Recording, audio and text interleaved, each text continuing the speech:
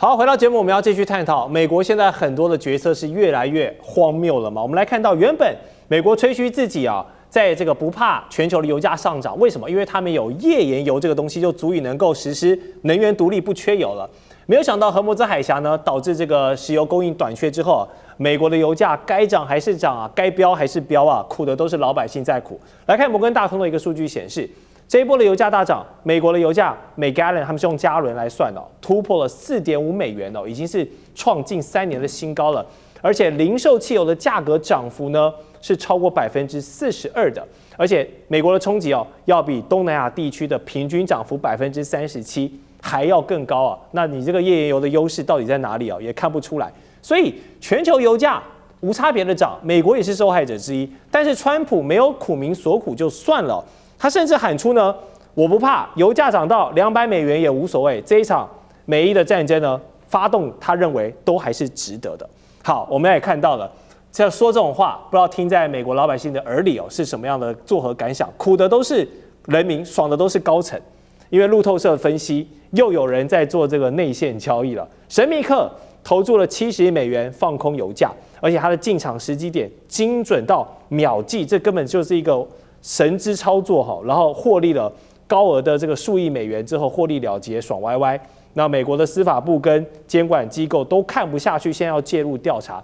这已经不只是这个有高层或者是有权势的人士利用美国总统川普的很多决策呢，在从中发大财，不管是发油财还是发战争财都好，已经是不止第一次这样子做。所以我们都看到，现在面对石油版的朱门酒肉臭，路有冻死骨的这个乱象，川普已经把美国老百姓的基本民生，加油是个基本民生已经搞到这样子乱七八糟，民怨四起了。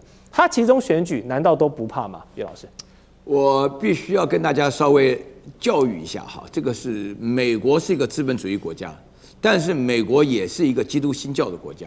美国资本主义对于钱的这个贪欲的压制是靠自己的道德上的修养。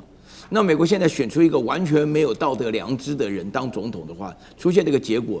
他这边所讲的事情，我跟大家稍微仔细强调一下，就是2-3天前的时候，不知道大家有没有注意到，这个川普有 Axios， 它里面登出个消息，就说川普的话呢，打算用一张纸写了14点，他们要和谈协议的决定。这个和谈协议里面讲得非常乐观。那么就在这个 Axios 在发布这个消息之前的时候，就有一个神秘的投资商，他这个放空油价然后呢，据说呢放空了赚了大概1.2亿美元吧。那在这种情况下的话，很明显的有内线交易的这种感觉。那事实上的话，川普这不是第一次了。原来有个诺贝尔经济奖得主克鲁格曼的话，他就已经说到了，就说你这个要仔细的调查，因为这个内线交易实际上情况，这天底下没有这么巧的事情。而且大家知道无巧不成书，你巧一次就已经够奇怪了，你连续接二连三的事情，这基本上大家都知道。你知道吗？所有的市场中最害怕就是内线交易，而且最害怕的比内线交易唯一麻烦的事情就是内线交易的结果居然没有被抓到。大家知道市场中是同一笔账不是你赚就是我赔。那这个人赚了1.2亿美元以后，就是有很多的投资客要赔1.2亿美元。那么这个是各式各样的基金里面所产生的结果。那川普现在完全不以为意，装不知道的结果下，那就看美国的司法调查能不能把它抓出来。不过这里面他讲到油涨到200美元都不稀奇，他一点知识都没有。我告诉大家一件事情那么就是说为什么荷姆兹海峡的油出不来，美国的油价会上涨，汽油价会涨？这个最主要原因是因为美国首先第一个页岩油的开发是最近10几年的事情，这个并没有说是一开始炼油厂就能够炼到油，因为大家知道炼油厂是要根据油，而且美国炼油厂的根据的油都是中东来的油，又好又多又便宜，所以长期来的话才有石油美元的绑架，这个绑定在一起这个结果当中，使得目前为止美国面对的情况也非常麻烦。而川普讲到200美元不稀奇的话，我分3个原因来讲。第一个，他是 billionaire， 他是亿万富翁，他不在乎涨价。第二个的话呢，就是说大家心里要了解，这个油价到目前为止大概是100几到110，还会继续上涨一段时间。他是为了让大家心理上有一点舒适感觉。还有第3点，我觉得问题非常严重，就是说这个油价200美元可能是他随口而出来，也可能是他经过他评估，因为他毕竟是总统，他得到很多消息。他就说，如果我们跟伊朗这个问题不能解决的话，这个有世界缺掉1/3的油，请大家注意，原油的需求是刚需，它少了一点都不行，在这种情况下，这个价钱到200价嘛。我所得到的消息是200极有可能到达。哇，200，那大家这个苦日子可能还在后面，要准备一下。对，好，我们来看众所周知呢，美国民众是非常喜欢开各种各样的大车、肌肉车、野马，对不对？但这些东西都是油耗怪物嘛。那现在很多家庭就是为了省油他们被迫要放弃这些大车了，改开小车，改开电动车。你包括去搭邮轮，你包括去坐飞机，不好意思，你的票价也全部都是起涨的。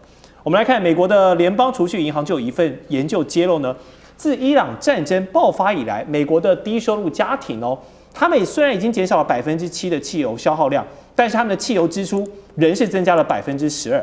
反观高收入家庭的汽油消费量仅减少了1%所以呢，富裕的家庭跟中低收入户，你光是在汽油这样的刚需消费上就呈现了一个 K 字形的一个发展。那说白话呢，就是这一次石油涨价的事情，又进一步导致了美国社会的贫富差距进一步的扩大。好，当美国人都开始买小车、开电车，然后为了省能源省东省西这么拮据，过去一个喊民族口号而自豪的国家，怎么能够容许这样的民生正义遭到践踏、遭到这样乱搞呢？所以我想问一下议员，你怎么看现在美国这样石油之乱？如果同样的事情发生在中国大陆，然后呢，在摄影棚当中，应该就会有一些张牙舞爪的人说，中国就要崩溃了，马上就不行了，崩溃了，对吧？就你看这些数字如果全部都发生在大陆，那某些媒体会怎么去形容它？然后要崩溃了，对那要完蛋了怎么台湾还有这么多人去相信它呢？就还有一大堆的这种舔某国的分子，所以同样的道理，就这些数字是真的很难看，就客观现实上真的不好。美国现在呢，富人资产膨胀，穷人账单爆炸，华尔街在狂欢做空，但是主街的小老百姓却是在哀嚎求生。先看到这个油价，它对底层呢是完全的这种剥削跟压榨。说年收入低于4万美元的家庭，汽油消费量被迫要减少7%，但支出增加了12%，那啥意思？就活不下去呗，对吧？支出越来越多我都省了也省不到。对就省也省不到然后他们甚至必须要去削减自己的食品跟医疗等必要开支。但是对于那些有钱人家来说呢，他的高收入家庭他的汽油消费量只降低了1%，啥意思？就消费根本就不受到什么影响，他们甚至还可以从能源股或者呢是做空交易当中继续获利。那这实在的就是对每一个家庭的沉重负担跟打击。高油价预计今年将额外榨取家庭1500亿美元的支出对吧？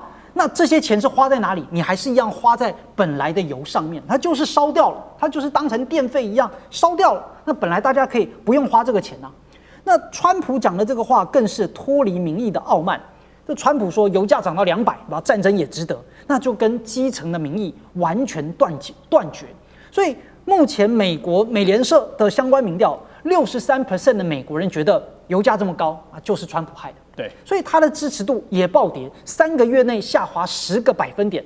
曾经支持他的这些蓝领的选民都觉得被背叛，对吧？当初你不是要让美国再次伟大，你要拯救我们的生活结果发现我们的生活为什么越来越差？所以回到了11月的中期选举只剩下半年，油价已经成为整个共和党的选举毒药。没错，其实美国的这些问题刚好我在我出版的书籍当中，也是呢有写得非常的清楚但当然我们都不是来打书的，就是说它总是有一些学术跟客观的依据，都已经讲美国目前正在进入到了帝国晚期，那它的衰落都有一些客观的指标。所以目前美国所面临到的状况，又加上了战争，实际上是把美国整个的国力都往悬崖上面推。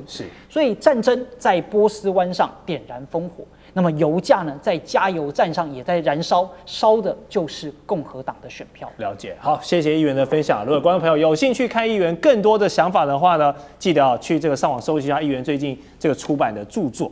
好，我们持续来看美国银行的研究院呢，另一份报告其实也是间接的佐证现在美国这个基层老百姓真的很不好过的一个状况。因为报告里面指出，最贫穷的1/3的家庭中他们有1成的家庭必须把10%的收入是用于汽油支出的，但是相比之下，高收入的家庭花在这个部分却只有2.7%，导致低收入家庭他们必须要削减其他的开支嘛，包含减少很多的非必要品，甚至是什么教育医疗等等。好，所以美国底层继续被高油价给榨干。但是刚才我们提到，却有一些人靠着关系、靠着权力、内线交易赚得盆满钵满。所以这样对比之下，就显得非常的讽刺哦。这不是一句资本主义就可以轻松糊弄过去的事情。美国贫富差距越来越失控，社会的撕裂感也越来越加重。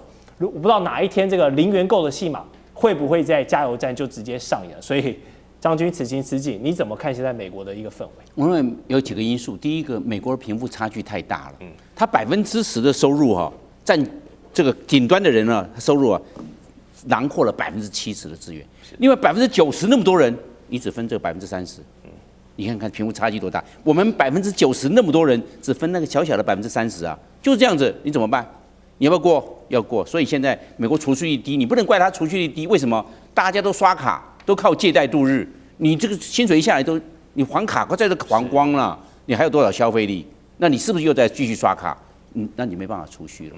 你如果没办法储蓄，你就变成对通货膨胀的忍受度很差。你物价一涨，油价一涨，哇，怎么东西那么贵？因为你没有存钱啊。你有钱的话，你现在可以忍受度高啊。你没有存钱啊，你忍受度就低啊。我们现在知道，美国人口3亿4千万，美国车辆数登记多少？3亿耶，几乎每个人一部车哎。当然，因为有人有2部、有3部，对不对？你大巴士你要算进去啊。你这样，那是不是这些都在烧油？那烧油，你对油价的敏感度是非常敏锐的，不是说我们大家我没有车，我不烧油哈，你们的。第二个呢，美国的电动车很少，都是烧油车。那你这样油价一上涨，你看他们怎么过？所以大家通膨的忍受度是很差的。我们看在上个月，美国的这个4月份通货膨胀是3.5%，哎，100块你涨3块半呢，你能不能忍受得了？那种敏感度，有钱人无所谓啊，有钱人毕竟少数，我们大部分都是没有钱。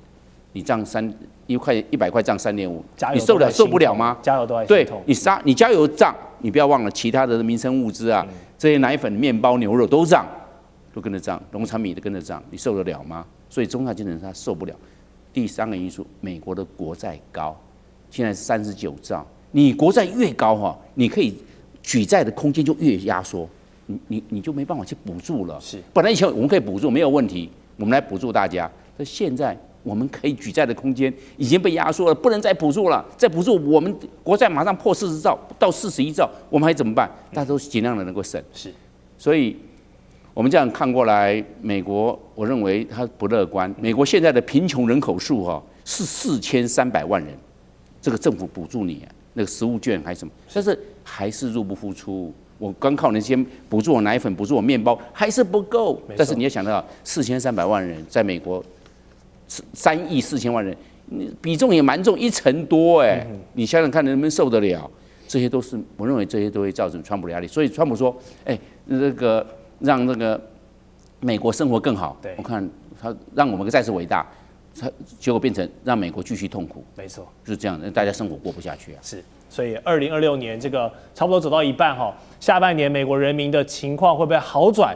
真的，川普总统你要好好仔细想清楚了。好，稍后我们要继续讨论他另一个令人怨声载道的话题，就是什么字？2个字，关税，再度被法院否决了。还有，美国如果想从欧盟身上来讨便宜的话，以军事协防当作威胁筹码，这条路还可以继续发挥作用，还行得通吗？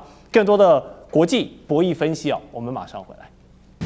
地缘政治、美中之争、战略价值、强权崛起、小国生存，现在与未来洞悉事件走向，掌握世界脉动，全球观点尽在